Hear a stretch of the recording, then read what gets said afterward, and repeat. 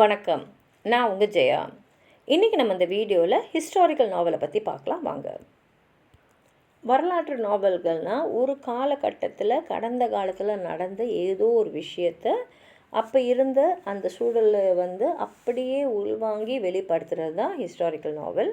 இதோட ஃபீச்சர்ஸ்ன்னு பார்த்திங்கன்னா, கடந்த காலத்தில் நடந்த ஒரு வரலாற்று நிகழ்வையோ இல்லை அப்போ இருந்த சூழலையோ விளக்கக்கூடியதாக இருக்கும். இதில் உண்மையான கேரக்டர்ஸும் இருக்கலாம், இல்லை கற்பனை கதாபாத்திரங்களும் இருக்கலாம். அதே மாதிரி வரலாற்றில் இருந்த ஒரு முக்கியமான நபர்கள் ஒரு சின்ன கேரக்டரும் வரலாம், இல்லை பெரிய அந்த அவரை பற்றின ஒரு வரலாற்று நாவலாகவே கூட இருக்கலாம். இந்த வரலாற்று நாவல்களை எழுதுகிற வரலாற்று ஆசிரியர்கள் அந்த காலகட்டத்தை எந்த காலகட்டத்தில் அவங்க எழுதுகிறாங்களோ, இப்போ சோழர் காலம்னா அந்த சோழர் காலத்தை பற்றின எல்லா விஷயங்களுமே நல்லா ஆராய்ச்சி செஞ்சுருப்பாங்க. அதாவது அவங்களோட ஆடை முதற்கொண்டு அவங்க என்ன மொழி மாறி பேசினாங்க, அந்த மொழியை அவங்க வெளிப்படுத்தின விதம், அவங்களுடைய சாப்பாடு, அவங்களோட பழக்க வழக்கம், அவங்களோட கஷ்டம், அதே மாதிரி சமுதாயம் இருந்த நிலைமை எப்படி இருந்தது, எல்லாத்தையுமே அவங்க நல்லா ஆய்வு செஞ்சு தான் அவங்க அதை எழுதுவாங்க. அதே மாதிரி இந்த எழுத்தாளர்களை ஆனக்ரானிசமாக அவாய்ட் பண்ணிடுவாங்க. இங்கிலாண்டில் பார்த்திங்கன்னா ஹாரேஸ் வால்போல் ஒரு குறிப்பிட்ட காலகட்டத்தை வரலாற்று காலகட்டத்தை தான் அவரோட கொத்திக் நாவல்ஸ்க்கு உபயோகப்படுத்தினார்.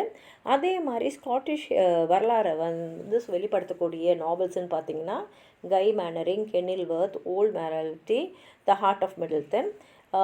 ஸ்காட்டோடைய முக்கியமான நாவல்கள்னு பார்த்திங்கன்னா இவான்ஹோ, அப்புறம் டாலிஸ்மன். இது ரெண்டுமே க்ரூசேட்ஸை பற்றி சொல்லக்கூடியது.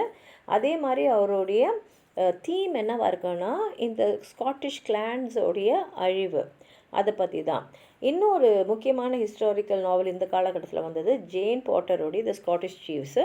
அப்புறம் ஜேம்ஸ் ஃபெனிமோர் கூப்பரோடைய நாவலானது ஸ்பை அமெரிக்கன் ரெவல்யூஷனை பற்றி எடுத்து சொல்லுது.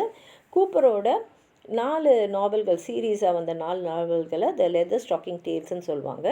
இதில் அவர் அமெரிக்கன் செட்டிலர்ஸ்க்கும் அங்கே இருந்த பழங்குடியான ரெட் இண்டியன்ஸ்க்கும் இருந்த அந்த போராட்டத்தை பற்றி தான் அதில் எழுதியிருப்பார். சார்ல்ஸ் டிக்கன்ஸோட டேல் ஆஃப் டூ சிட்டிஸ், அப்புறம் தாக்கரேயோட the history of Henry Esmond esquire, George எலியட்டோட ரொமாலா, அப்புறம் சார்ல்ஸ் ரீடோட the cloister and the hearth முக்கியமான வரலாற்று நாவல்கள் விக்டோரியன் பீரியடில் வெளிவந்தது. அதே சமயத்தில் தான் பால்சாக், டுமாஸ், டால்ஸ்டாய் எல்லாம் எழுதின நாவல்கள். டால்ஸ்டாயோட வார் அண்ட் பீஸ் இன்னைய வரைக்கும் வரலாற்று நாவல்களையே கிரேட்டஸ்ட் நாவலாக கருதப்படுது.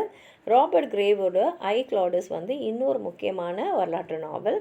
மற்ற நாவல்ஸ் எதுன்னு பார்த்தீங்கன்னா சர் வால்டர் ஸ்காட்டோட Waverley, Rob Roy, Ivanhoe, Alexander டுமாஸோட 3 மஸ்கெட்டர்ஸ், ராபர்ட் கிரேவ்ஸோட கிளாடியஸ், ஜார்ஜ் மெக்டோனல்ட் ஃப்ரேசரோட ஃப்ளாஷ்மேன், ஃபிலிப்பா கிரெகரியோட the other Boleyn girl, Alex ரூதர்ஃபோர்ட்டோட எம்பையர் ஆஃப் த மொகல்.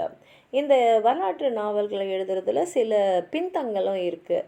என்னென்னா, இப்போ எழுத்தாளருக்கு அந்த அளவுக்கு அந்த காலகட்டம், அவர் எந்த காலகட்டத்தில் அந்த நாவலை எழுதுகிறாரோ அந்த காலகட்டத்தை பற்றி அவர் நல்லா ஆய்வு செய்யணும்.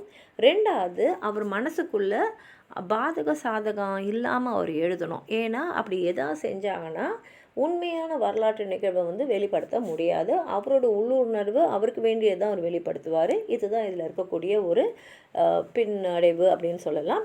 உங்களுக்கு ஏதாவது சொல்லணும்னு நினச்சிங்கன்னா கீழே இருக்கிற கமெண்ட் பாக்ஸில் எழுதுங்க. இந்த வீடியோ லைக் பண்ணுங்கள், உங்கள் ஃப்ரெண்ட்ஸோடு ஷேர் பண்ணுங்கள். சப்ஸ்கிரைப் பண்ணாதவங்களாம் ப்ளீஸ் சப்ஸ்கிரைப் பண்ணி சப்போர்ட் பண்ணுங்கள். நன்றி.